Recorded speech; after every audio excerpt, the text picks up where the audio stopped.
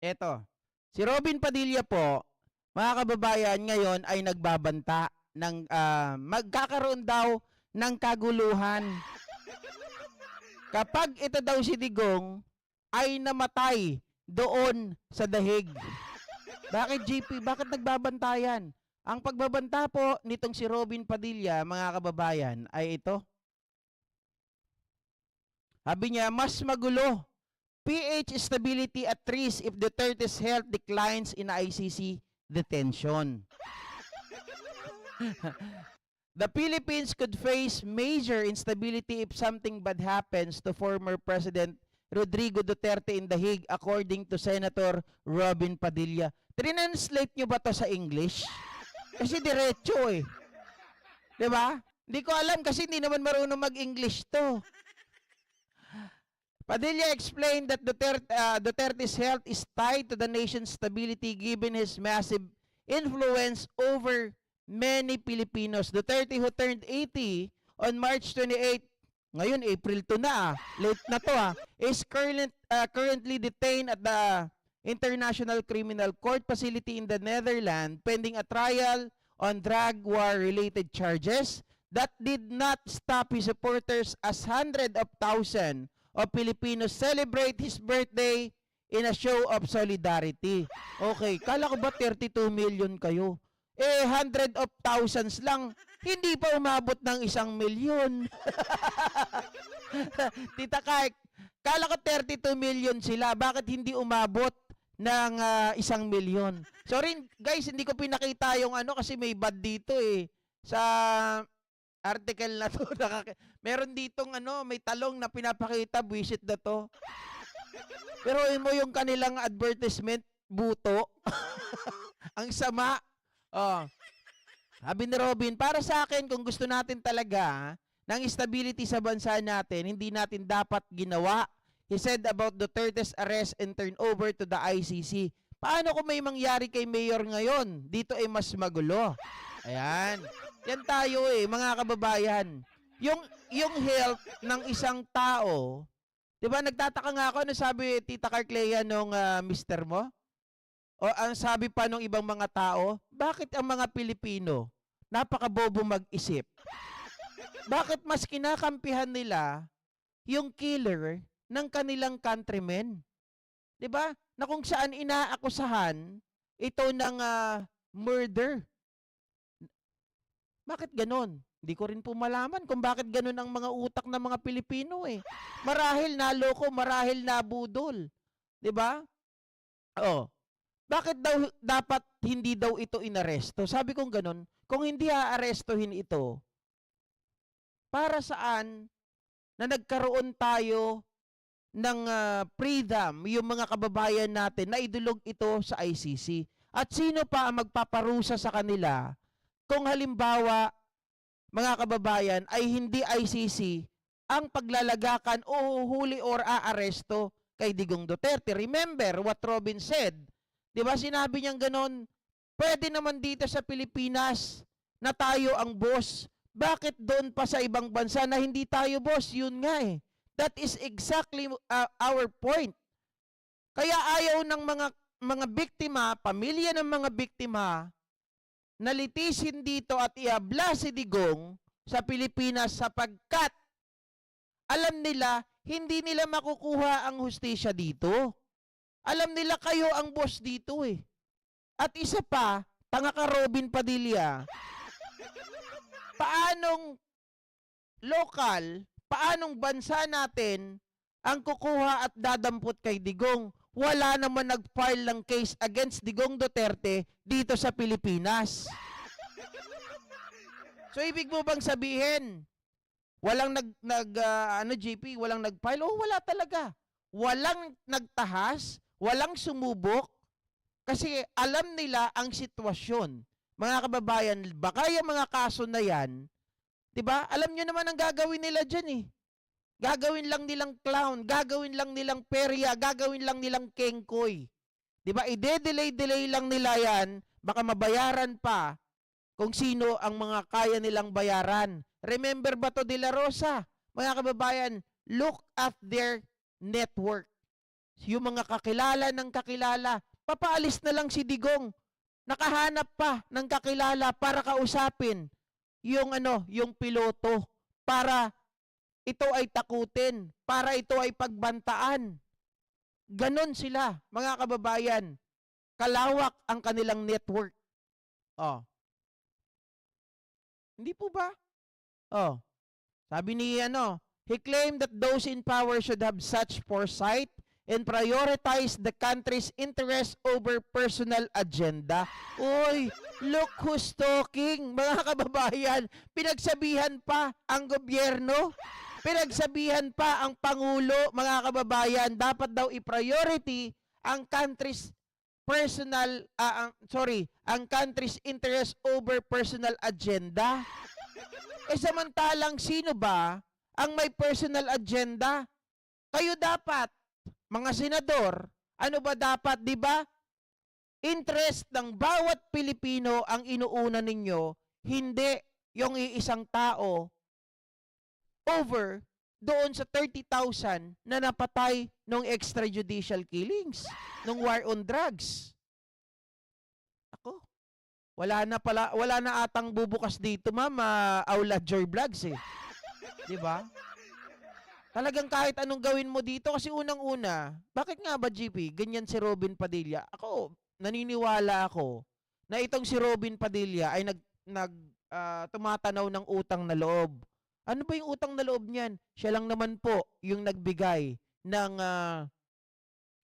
tawag dito, ibinalik po, mga kababayan, yung karapatang bumoto, yung karapatang iboto ni Robin Padilla. Kumbaga, ibinalik po ang kanyang kumpletong kalayaan. 'Di ba? Presidential pardon po ang iginawad sa kanya ni Digong Duterte. Oh. Ang inaantay ko nga si Senator Bato. Kasi sabi ni Senator Bato, kapag siya daw ang hinuli, 'di ba? Pupunta raw siya ng Daheg.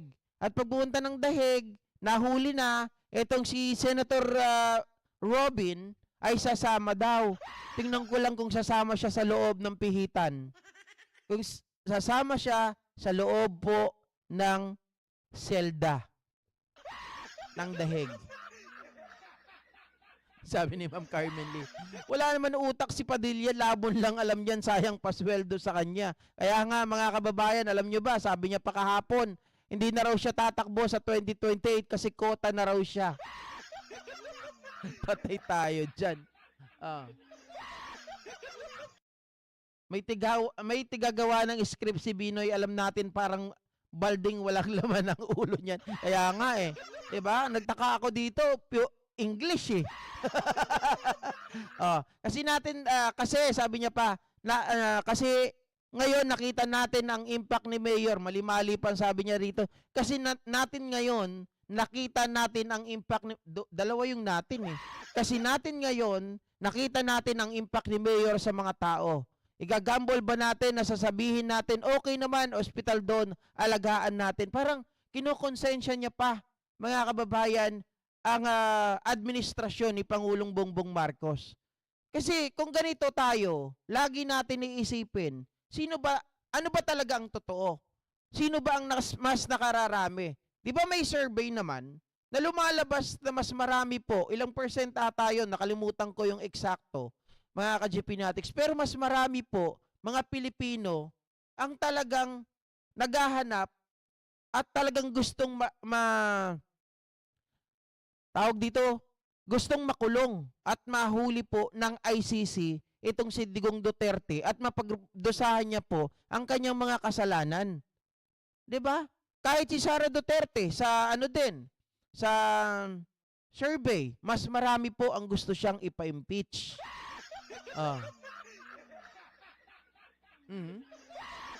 Sabi ni Maria Ligutan, kaya magpapakamatay at pakamatay yan si Digong. Ha? Kaya Kaya magpakamatay at pakamatayan niya si Digong. Okay. 'Yon pala. Dahil sa presidential pardon. Kaya nga po no?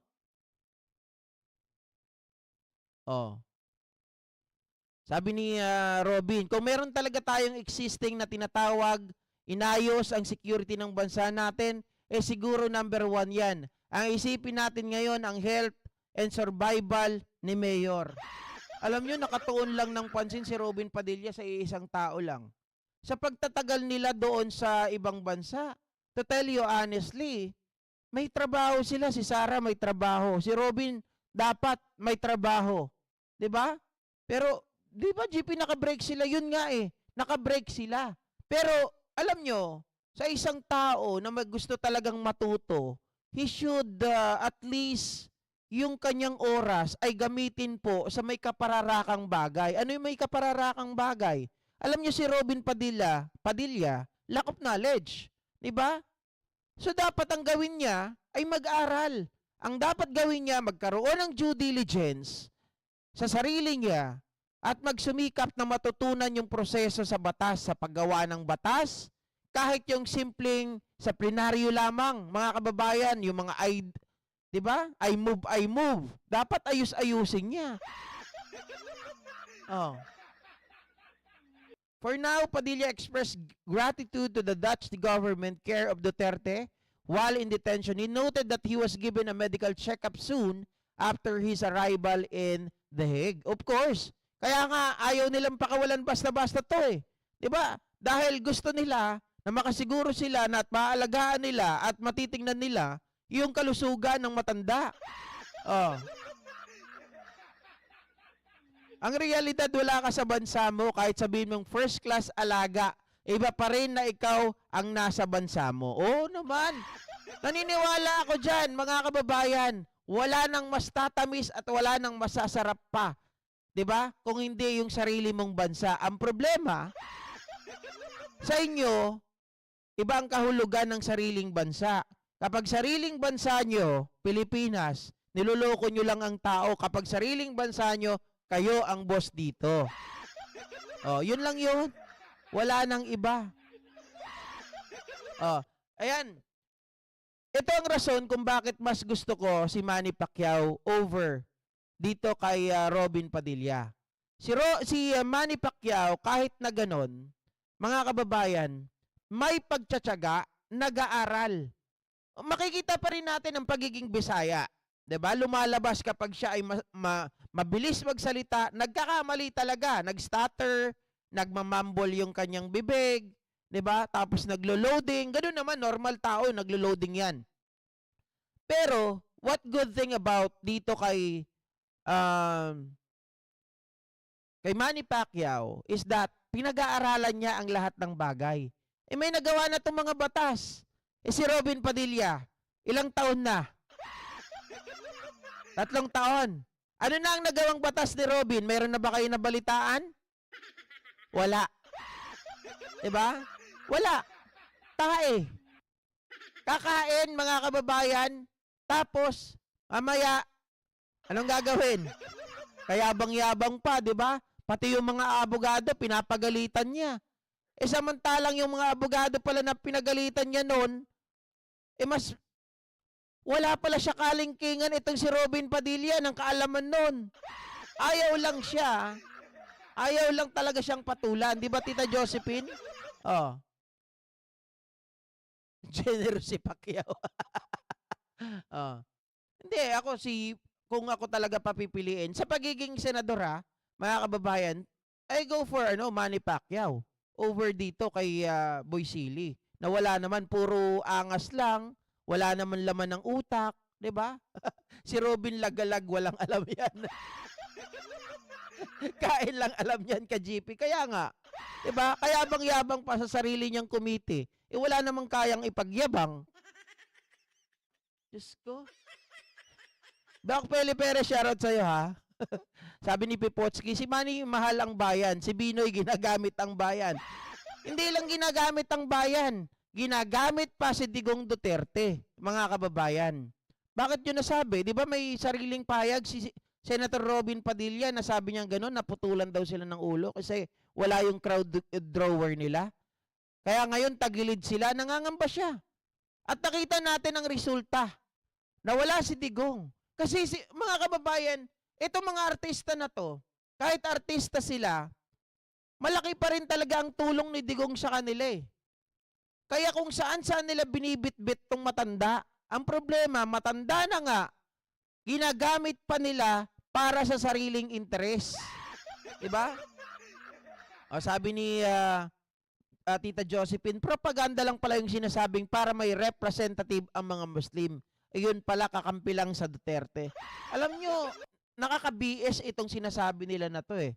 Na para may representative ang mga Muslim. Unang-una, mga kababayan, when you say representative, pwede naman yan, nasaan ba ang representative? 'Di ba? Dapat nandoon sa sa Kongreso, party list. 'Yun ang representative. Dati ang ganda ng tingin ng mga tao sa Senado eh. Nasira dahil sa mga loko-lokong mga yung mga artista eh.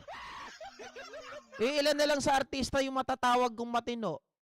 'Di ba? Siguro mga kababayan, itong si number 1 si Dan Fernandez. Si Goma okay sana, kaya lang Duterte din. 'Di ba? Yan ang problema.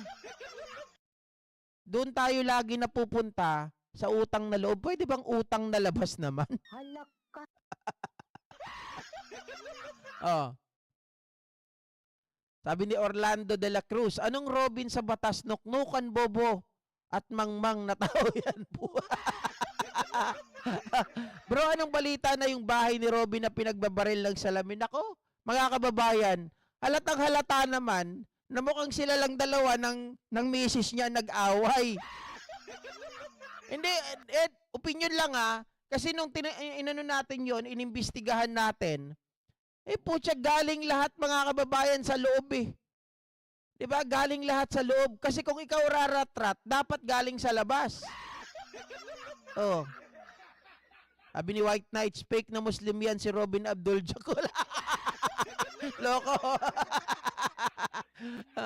Oh. Tapos sabi niyang ganon, di ba Tita Josephine, galit na galit din yan sa political dynasty. Nagtataka ako sa kanya, sabi niyang ganon. May kontra kami ng kaibigan ko dito sa political dynasty. Kasi si Robin daw nagsusulong ng anti-political dynasty. Sabi ko ng putya na yan. Uy, nagmumura ka na. Hindi kasi sa buwisit ko, sabi kong ganon. Unang-una, sabi, ginamit niya na yan na siya ay kontra sa political dynasty. Sabi ko, kung kontra ka, bakit ikaw nandyan ka? O JP, bakit? Isa lang naman Padilla ang nasa gobyerno. Teka, nagkakamali po kayo. Dahil ang pamilya Padilla, pumunta kayo ng Bicol. Pumunta rin kayo ng Nueva Vizcaya sa mga Ilocano dyan. Di ba? Ang mga kamag-anak ni Robin Padilla, mga tiyuhin niya, ay mga tao rin ng gobyerno. Sabi, kasi pag tinawag na anti-political dynasty, dapat kahit anong posisyon, mga kababayan, regardless, itong mga ito, na hindi natin nakikita sa media, kahit anong posisyon, mapa congressman, mapa mayor, governor, vice mayor, tawag dito, mapa senador. So isang isang pamilya yan. Bakit siya nasa nasa Senado? Bakit siya sumunod pa sa kanyang pamilya kung anti-political dynasty siya? Sasabihin ng iba, hindi. Gusto lang niya kasing maipasa yun. Nasaan na? Inumpisahan ba? Meron bang sinulat? Meron bang resolusyon? Oh, nasaan na ngayon? Bakit hindi niya ginagawa? So, it means, mga kababayan, o baka hindi ko lang alam, baka meron na. Ayaw lang pumirma nung nasa taas. Di ko alam Pero sa kasalunguyan, wala pa pong lumulutang. So, ibig sabihin, wala pong gumagawa. O, ano yun? Tawag doon, propaganda lang. Ginamit lang saan? Sa eleksyon. Parang si Amy Marcos. Diba? Yung kanyang hybrid election. Hanggang ngayon, wala pa rin. O, parang si Marcoleta. Mga kababayan, pabababain ko ang kuryente. Namputya, nagagalit pa siya dito kay Rapi Tulfo. Eh parehas naman sila, hindi nilang inuupuan yung problema sa kuryente. Ang pinakikialaman, problema ni Sara Duterte. Oh. Di ba Myra's Channel? Yung mga kapatid ni Robin lagalag palagi sa amin sa Nueva Ecija, nanguuto doon. Pero mas marami sila sa Nueva Vizcaya at doon sa Bicol.